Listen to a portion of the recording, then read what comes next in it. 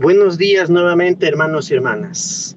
El tema del sacerdocio en el antiguo Israel está íntimamente ligado a toda la cultura ritual y sacrificial de esa época, siendo los encargados de llevar a cabo los sacrificios y de dirigir al pueblo en todas las tareas y asuntos litúrgicos. Los sacerdotes tenían que recibir primero una buena formación religiosa y segundo tenía que estar bien marcado en la ley su carácter, su orden y sobre todo las características de toda su labor y de su trabajo. Es por eso que los capítulos 8 al 10 de Levítico se ocupan de ellos, de los hijos de Aarón, quienes van a ser establecidos como una familia, como un linaje sacerdotal, ritual, litúrgico, relacionado primero con el tabernáculo y después con el santuario de Jerusalén principalmente, para poder guiar al pueblo en todas las tareas. Hay que advertir que era bastante complicada la labor de los sacerdotes. Tenían que dominar, aprender muchas cosas, muchos detalles simbólicos, rituales, tenían que vestirse de una manera determinada para poder llevar a cabo toda esa labor. De modo que estos capítulos no son accesorios, no son aparte, están muy dentro de lo que corresponde a esta enseñanza relacionada con los rituales, los sacrificios y la tarea sacerdotal. Dice en nuestro cuaderno, en nuestro material, que en Éxodo 40 se narró el montaje del santuario. Ahora queda por contar su puesta en funcionamiento. Los sacerdotes, Levítico 8 a 10. Éxodo 40 ya narró el montaje del santuario. Ahora queda por contar su puesta en funcionamiento, que supone la previa investidura de los primeros sacerdotes y la consagración litúrgica del santuario. Por tanto, el relato de los capítulos 8 a 9 es la continuación natural de Éxodo 40, incluso a pesar de que los dos textos nunca fueron leídos juntos. Moisés jamás ejercerá la función sacerdotal, a pesar de que el Salmo 99:6 le otorgue el título de sacerdote. Pero, para la investidura de los sacerdotes, es él quien oficia y consagra a su hermano Aarón. Actúa a título de delegado del Señor, que le ha ordenado que presida esta investidura, Éxodo 29. Al mismo tiempo que a Aarón, serán consagrados sus 4 hijos. El sacerdocio mosaico es un asunto de familia, su estabilidad depende de la estabilidad del linaje. Este principio no será admitido sin discusión, la revuelta de Coré, números 16 a 17, y será impuesto mediante vigorosos castigos. Los mismos elementos, aceite perfumado y sangre, sirven para la consagración del santuario y para la de los sacerdotes. La ceremonia pone en práctica los sacrificios descritos en los capítulos precedentes, más un rito particular propio de ese día. Después de una semana de reclusión, los nuevos sacerdotes comienzan el servicio a la comunidad. Se trata naturalmente de sacrificios por el pecado, los más mencionados en los textos sacerdotales. Aarón bendice al pueblo que acaba de reconciliar con su Dios, que responde a la invitación de los hombres mediante una nueva aparición de su gloria, 9:23. Muchas veces se cita esta gloria sin llegar a describirla, al menos, sabemos que es un fenómeno luminoso. Además, el Señor da muestras de su aceptación de las ofrendas encendiendo él mismo el fuego que va a hacerlas partir como humo, 9:24. El pueblo estalla en gritos de alegría, su Dios se muestra cercano y acogedor. De esta manera se lleva a cabo la primera parte del programa enunciado en Éxodo 6:7 a 8, Israel es constituido pueblo de Dios y equipado para vivir como tal. Pero, inmediatamente después, un dramático accidente muestra que uno no se acerca a Dios sin peligro, incluso aunque se sea sacerdote. Se reprocha a los desgraciados hijos de Aarón, Nadab y Abiú, haber encendido con brasa su incensario de manera profana, con un fuego distinto al fuego del altar encendido por el propio Señor, 10:1. Es otra forma de decir que el humo de su incienso es impuro y viola la santidad del Señor. Muy bien. Bueno, pues como ustedes ya leyeron, Éxodo 40 narró el montaje del santuario. La construcción, el levantamiento, poquito de ese lugar que significaba el lugar de encuentro con Dios en la antigüedad, a diferencia de hoy, en que decimos Dios está en todas partes, como decimos ahora, que es verdad. En la antigüedad no se creía eso. Se creía que Dios se ubicaba en lugares específicos, en lugares concretos, y que solo en esos lugares que Él había determinado y anunciado, solo allí se podía encontrar a Dios y el pueblo se podía encontrar con Él.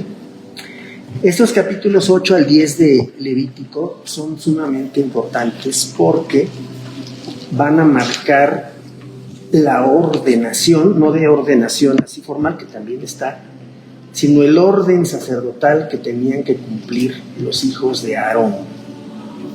Aarón fue hermano de Moisés, Sí.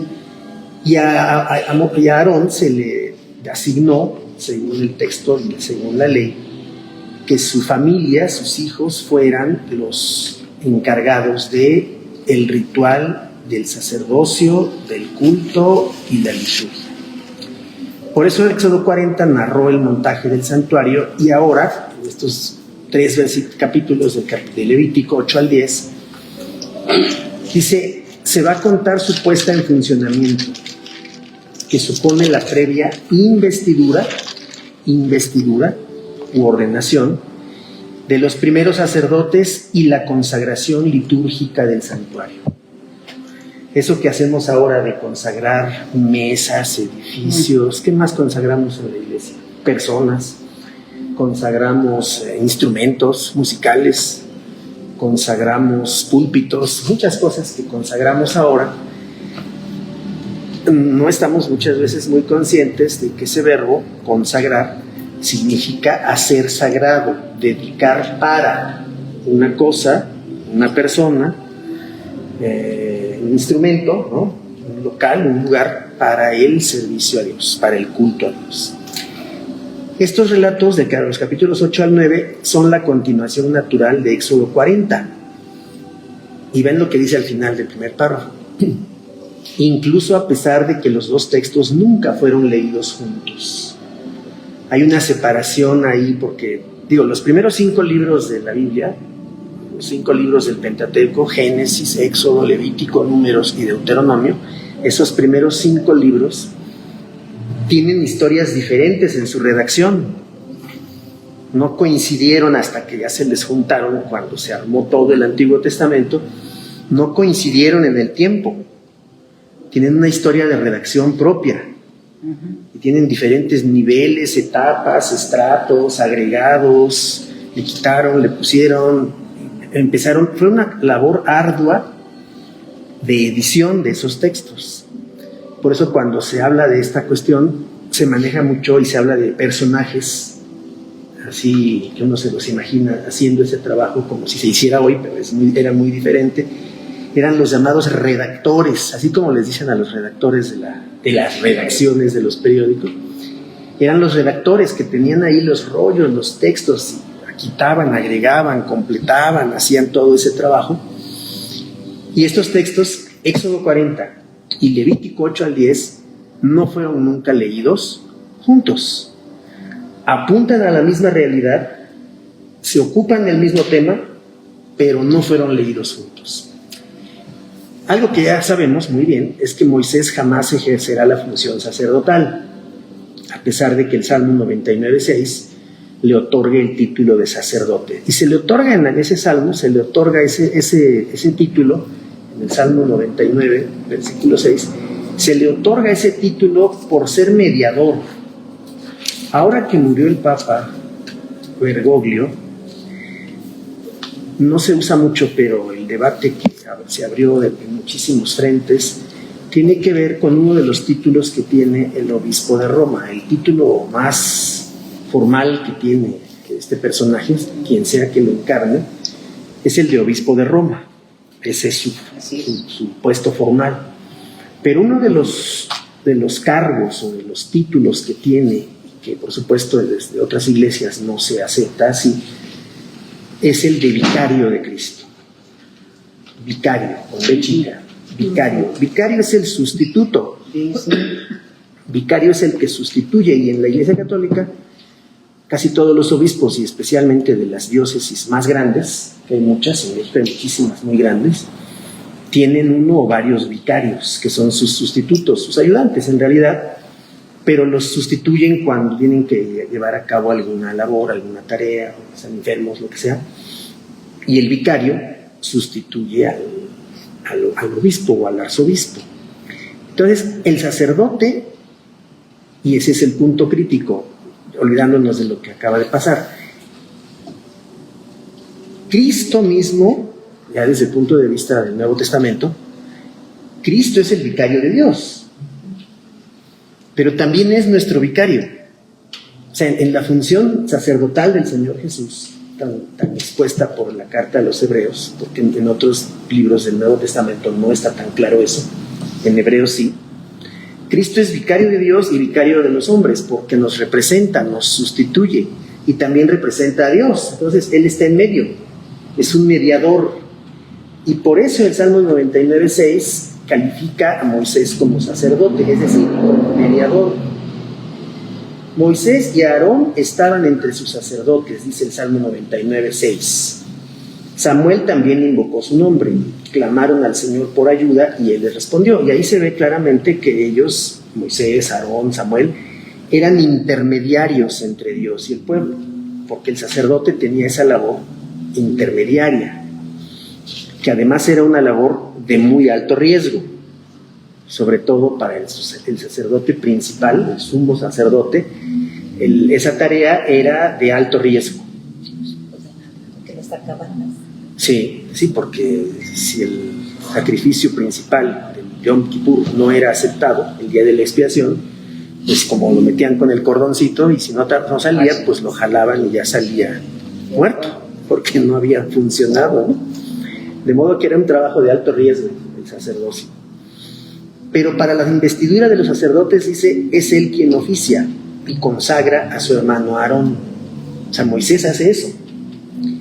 Actúa a título de, es otra palabra importante, delegado del Señor, que le ha ordenado que presida esta investidura. Esto está desde Éxodo 29. Y al mismo tiempo que a Aarón serán consagrados sus 4 hijos. 4 de sus hijos de Aarón van a ser consagrados junto con él. El sacerdocio mosaico entonces es un asunto de familia. Es una labor heredada, es una responsabilidad familiar. Aquí hay un lugar, ¿quieren? Es una tarea de linaje. Su estabilidad depende de la estabilidad del linaje, ¿sí? De la familia, de la herencia.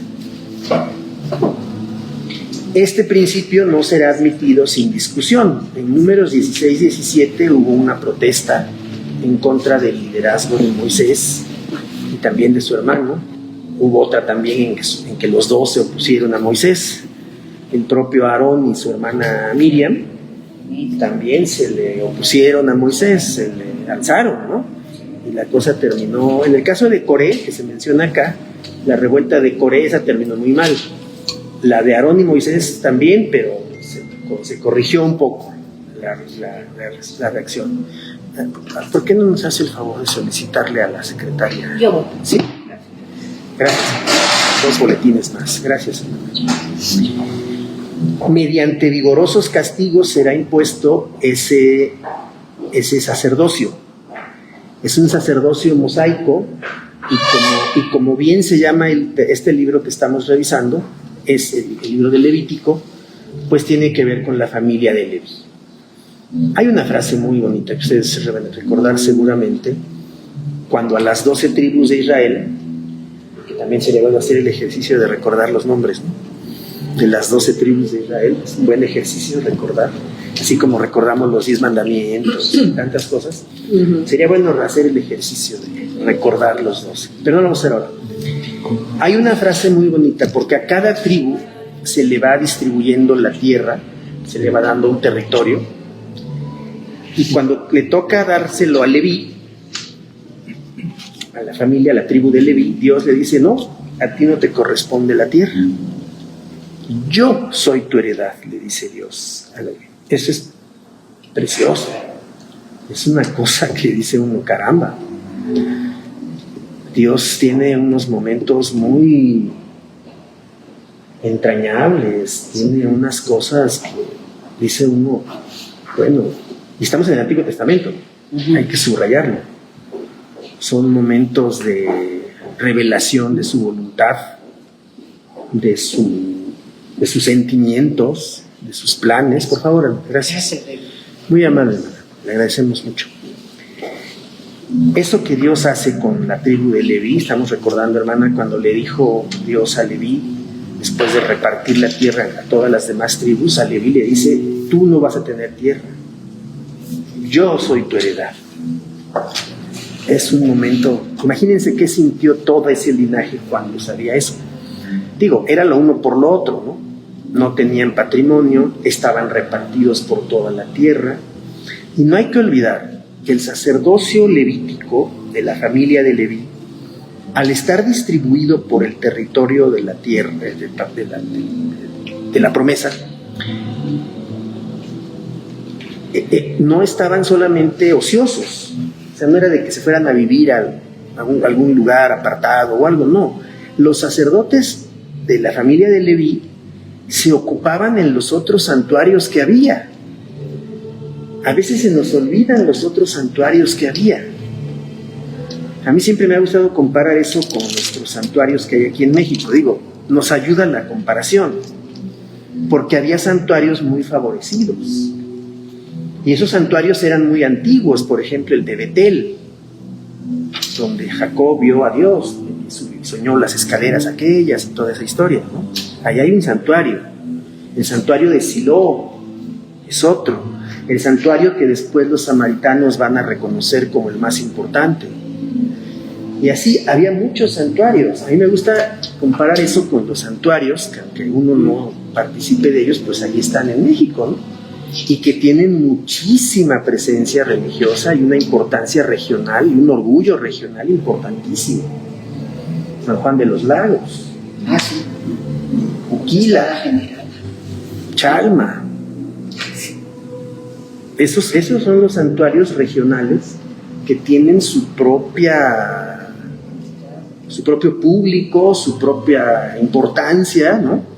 Digo, y me faltan muchísimos, hay muchísimos más en todas las grandes ciudades de México y otros lugares. Hay santuarios así. Bueno, eso que hoy vemos todavía en nuestro país y en todo nuestro continente, nos ayuda a entender la importancia de los santuarios que había en el antiguo Israel. Eran muchos, no eran pocos. Y esos santuarios tenían que ser atendidos por los sacerdotes.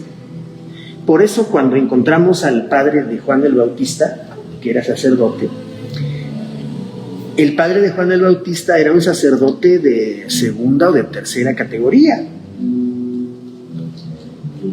Y la posibilidad de ir a oficiar a Jerusalén era de uno entre 100,000.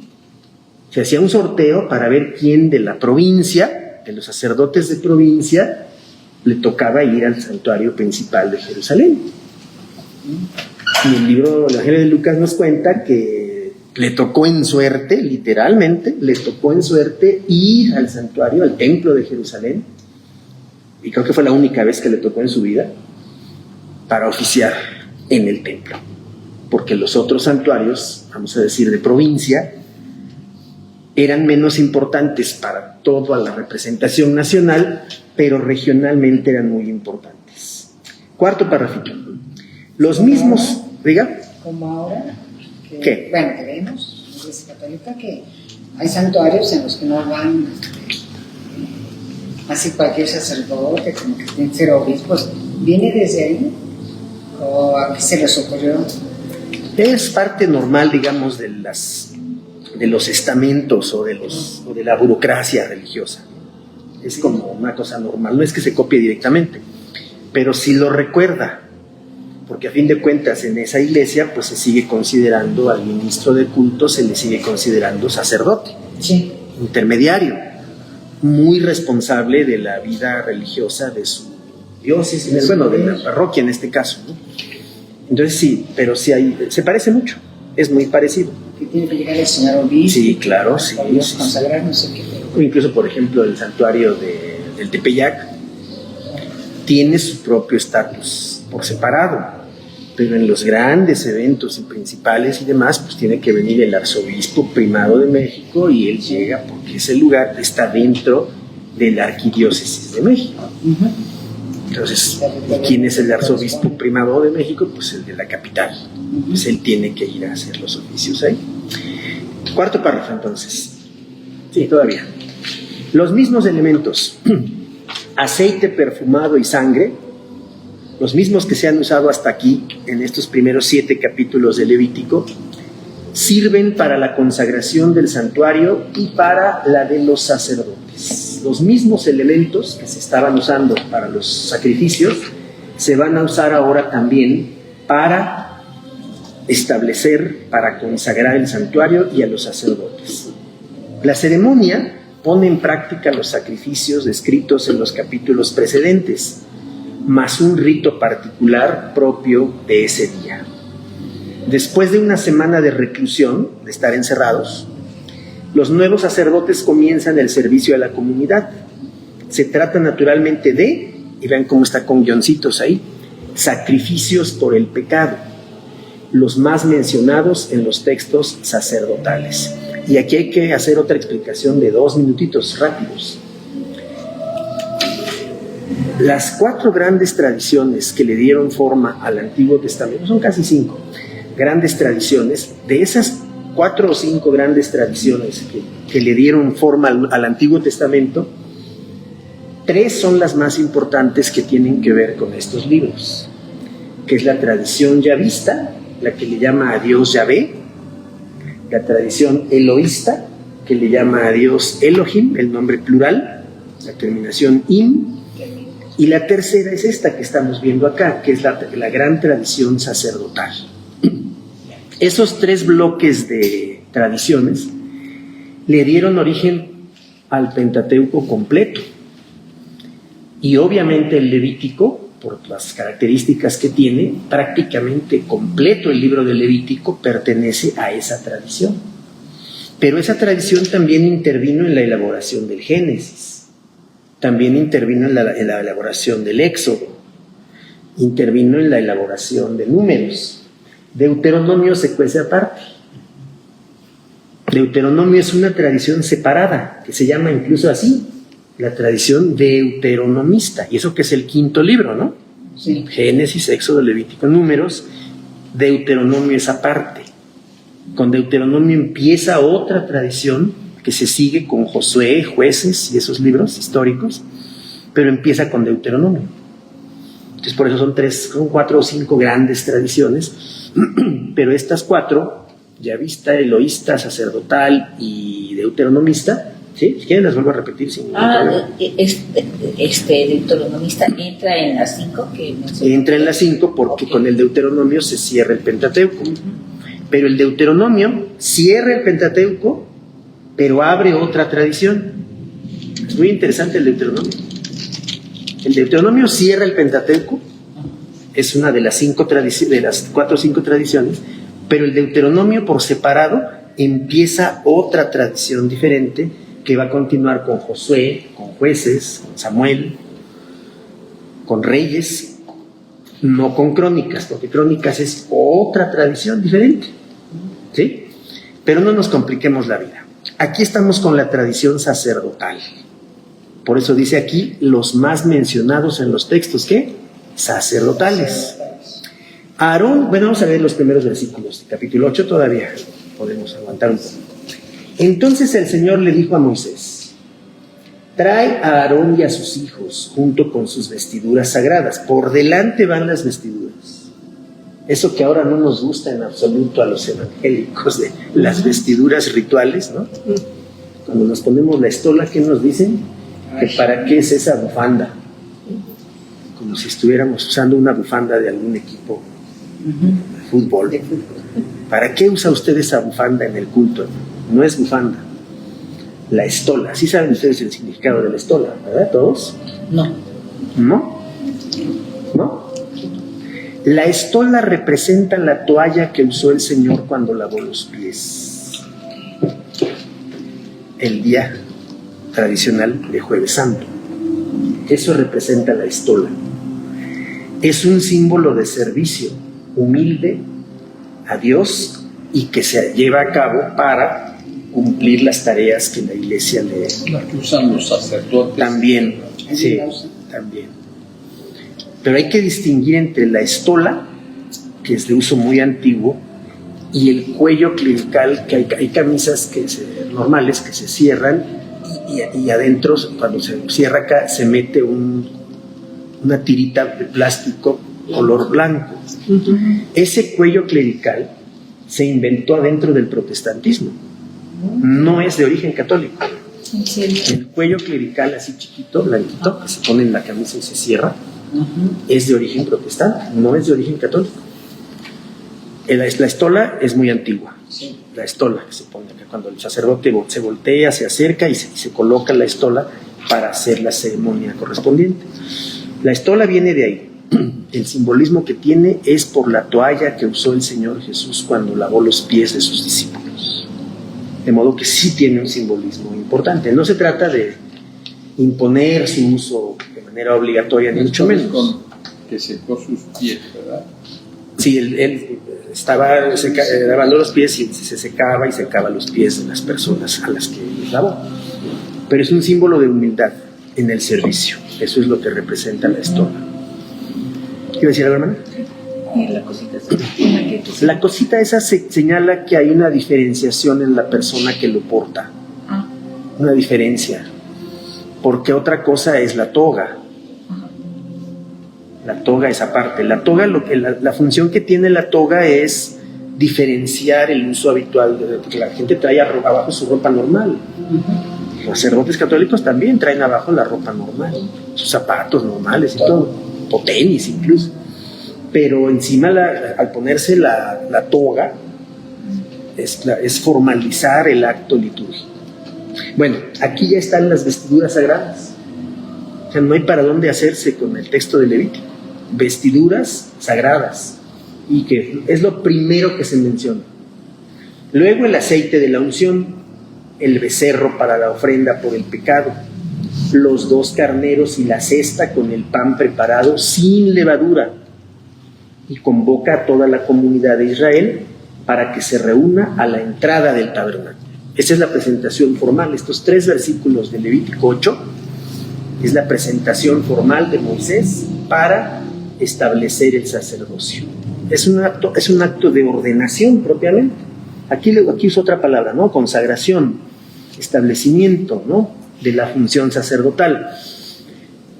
Esa ceremonia pone en práctica los sacrificios descritos en los capítulos precedentes, del 1 al 7, más un rito particular propio de ese día. Es el rito de la ordenación, el acto solemne de establecimiento, de consagración de los sacerdotes.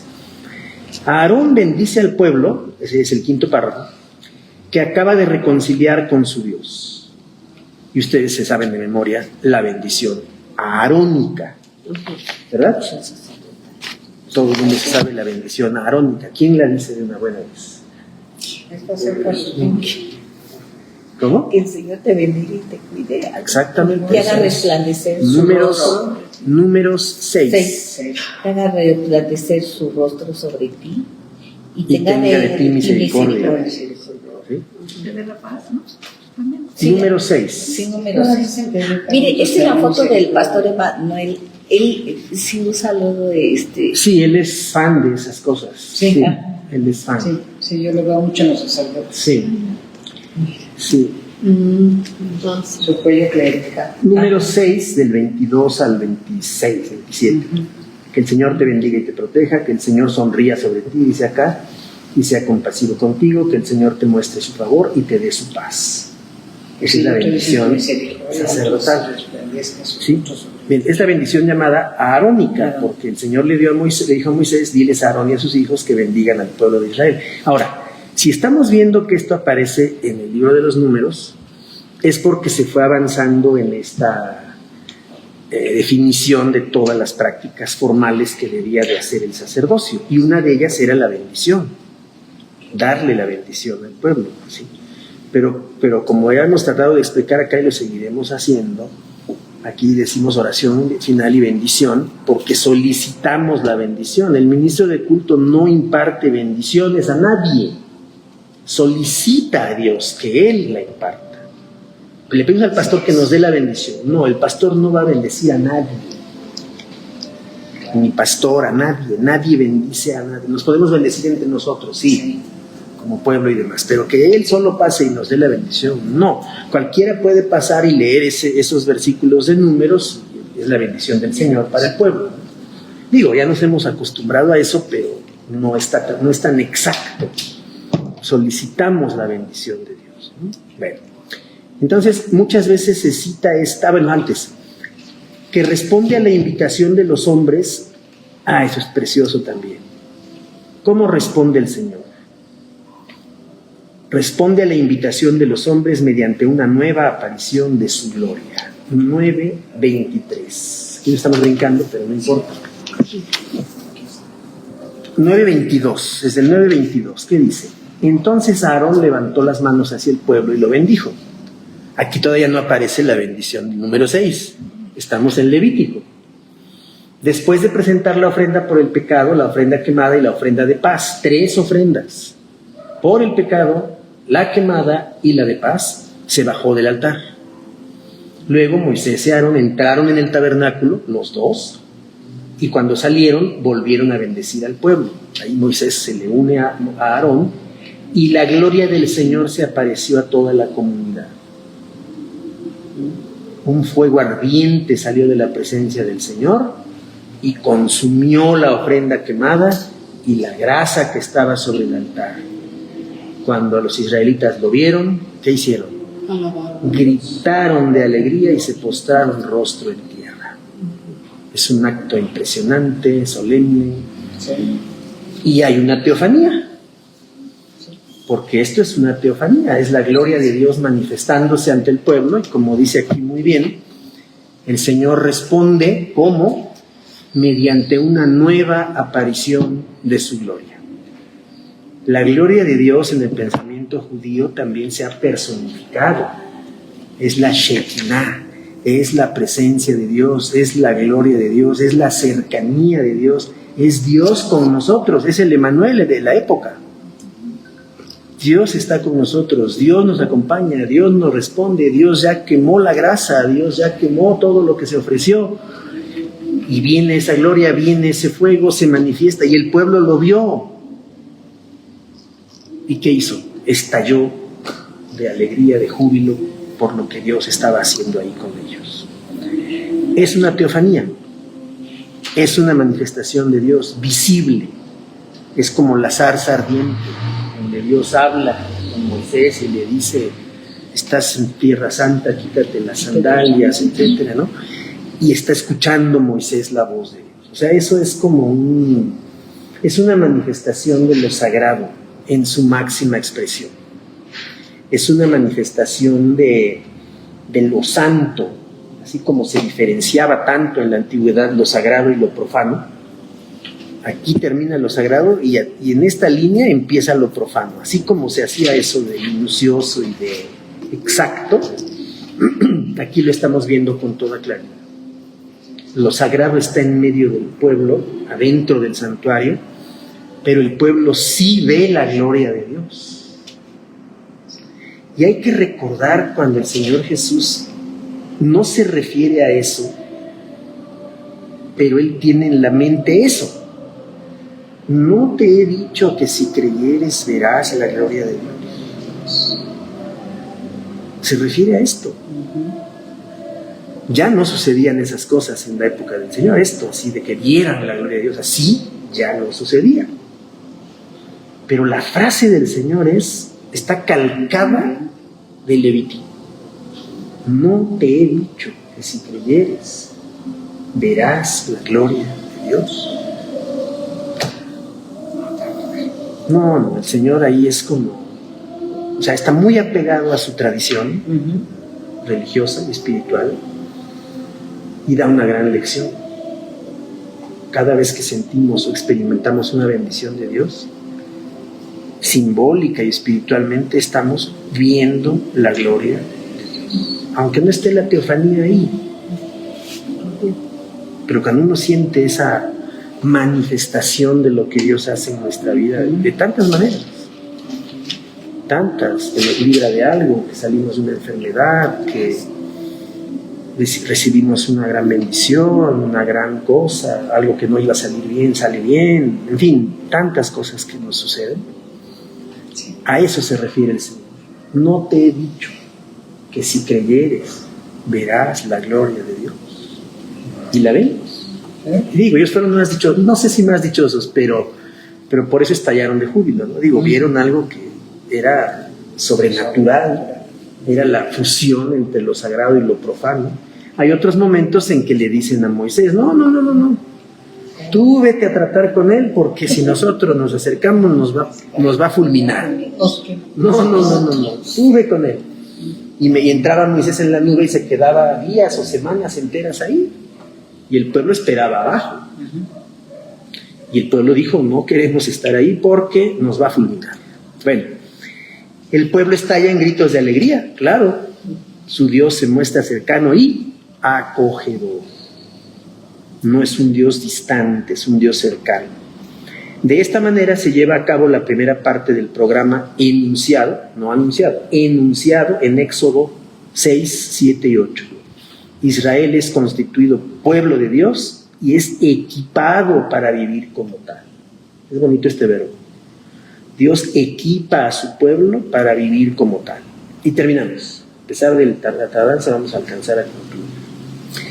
Pero inmediatamente después, un dramático accidente muestra que uno no se acerca a Dios sin peligro.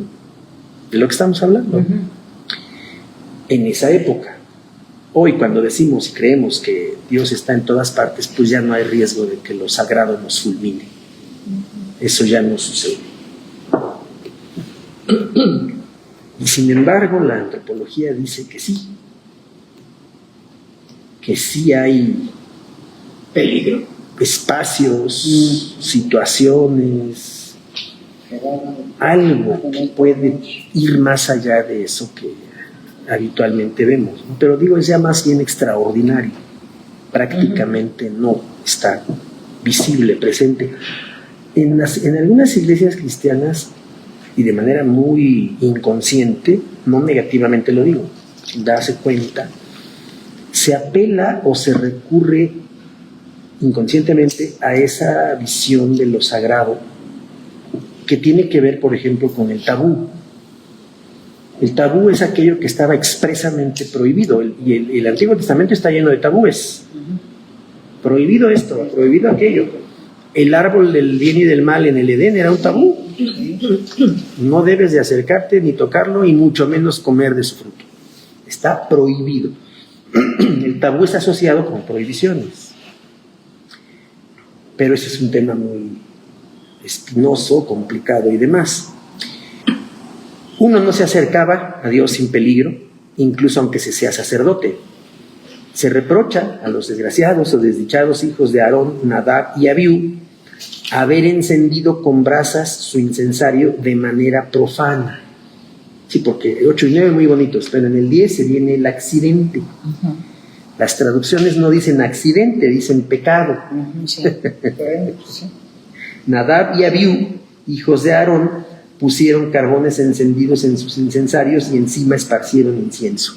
De esta manera, desobedecieron al Señor al quemar ante él un fuego equivocado, diferente al que él había ordenado. Como consecuencia, versículo 2, fueron fulminados por un fuego ardiente que salió de la presencia del Señor y los consumió por completo y murieron ahí mismo.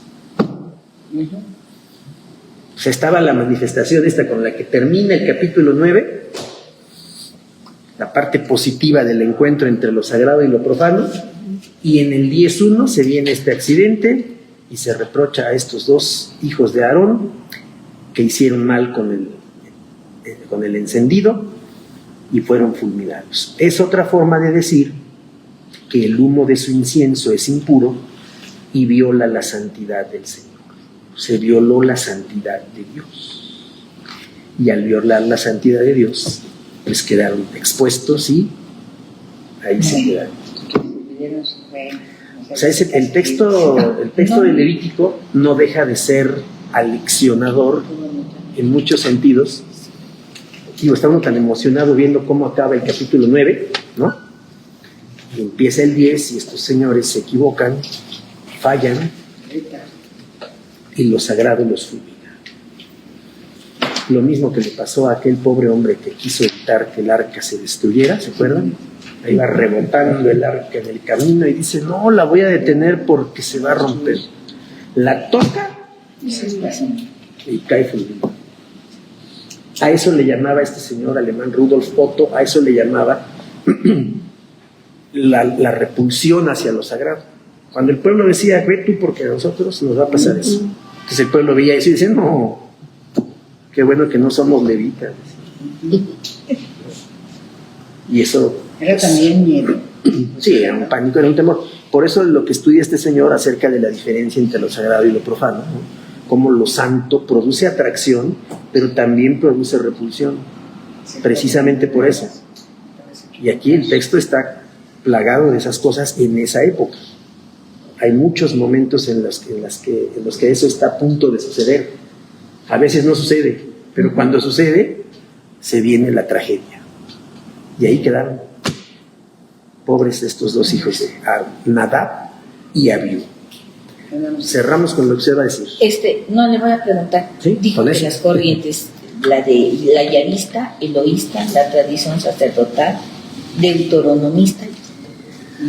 Falta la del cronista. ¿Cronista? Donde vienen las crónicas.